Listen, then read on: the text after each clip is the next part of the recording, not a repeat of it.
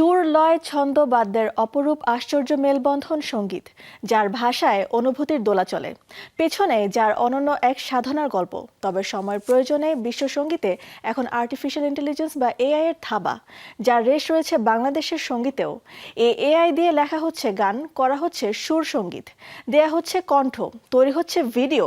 তবে কি ফুরালো শিল্পীর দিন? অনুভূতিগুলো বন্দী হলো যান্ত্রিকতার জালে। এআই মিউজিকের কিছুই কি নেই ইতিবাচক? আহমেদ তাওকির জানাচ্ছেন বিস্তারিত। একদিন মাটির ভেতরে হবে ঘর, বলেছিলে গো ভালোবাসি গো। অনেক গানই শুনে মনে হবে ঠিক যেন শিল্পীর কণ্ঠের মাদকতা। আমার নানা কানে শোনে না। এমন গান কি লিখেছেন গীতিকার? মিউজিক ভিডিওর মডেলগুলো কি জীবন্ত? চশমা ছাড়া চোখে দেখে না। সবই আর্টিফিশিয়াল ইন্টেলিজেন্স বা এআই এর কারসাজি। তুমি আরেকবার আসিয়া যাও মোরে দেখিয়া। এআই কাজ করছে গীতিকার, সুরকার, সঙ্গীত পরিচালক, সঙ্গীত শিল্পী ও মডেলের। তাতে হারাচ্ছে শিল্পবোধ, বাধাপ্রাপ্ত হচ্ছে সৃষ্টিশীলতা। তোরে ভালোবাসাই আমার জীবন হইল তেজপাতা। এই যখন বাস্তবতা, কি ভাবছেন সঙ্গীত সংশ্লিষ্টরা? কিংবদন্তি সঙ্গীত শিল্পী সাবেন ইয়াসমিন জানালেন তার ভাবনার কথা। যা দু একটা আমি গান শুনেছি, এত বাজে, মানে এত এত খারাপ, মানে কোনো কি বলবো, এটা কোনো কিছুই নাই, এটা মানে কোনো অরিজিনালিটি নাই, কিচ্ছু নাই, কে গাইছে, কি হচ্ছে না হচ্ছে, কোনো কিছুই বুঝতে পারি না। বরেণ্য সঙ্গীত শিল্পী কনক চাপা জানালেন তীব্র নিন্দা।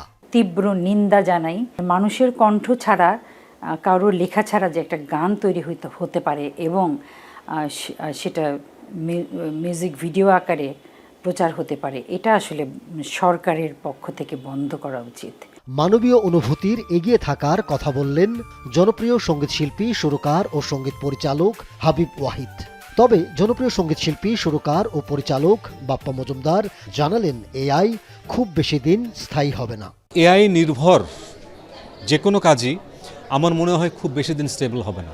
খুব শিগগিরই এরকম একটা সময় আসবে যখন এআই বলবে যে এই কাজটি অরিজিনাল নয়।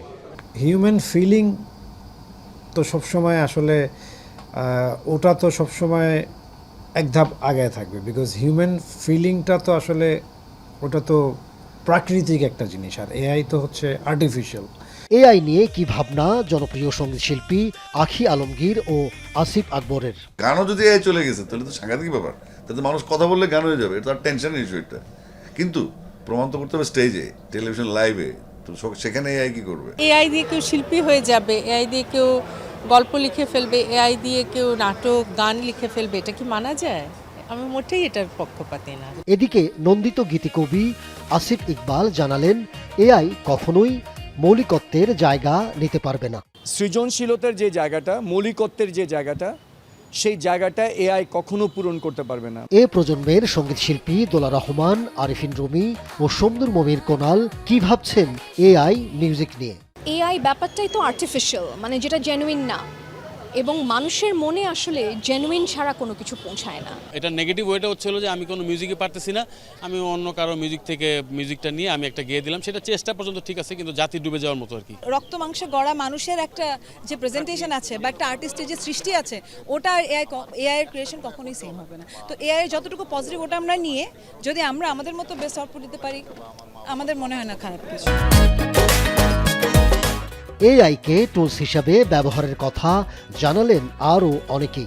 এআইকে একটা টুল হিসেবে ব্যবহার করা পর্যন্ত ঠিক আছে, মিক্সিংয়ে অনেক সুবিধা হচ্ছে সবার। যারা করতে চায় বা করতে পারে, হয়তো এমনও হইতে পারে যে এআই তাদের জন্য একটা ভালো টুলও হইতে পারে।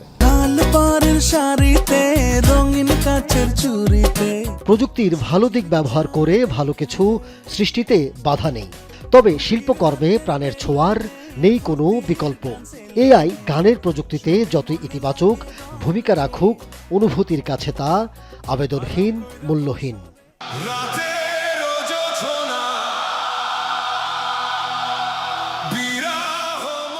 Ahmed Tauquir, showbiz tonight.